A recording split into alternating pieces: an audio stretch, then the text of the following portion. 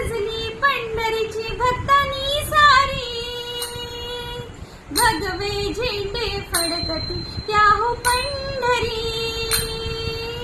वाट सजली पंढरीची भक्तांनी सारी, भगवे झेंडे फडकती त्या हो पंढरी.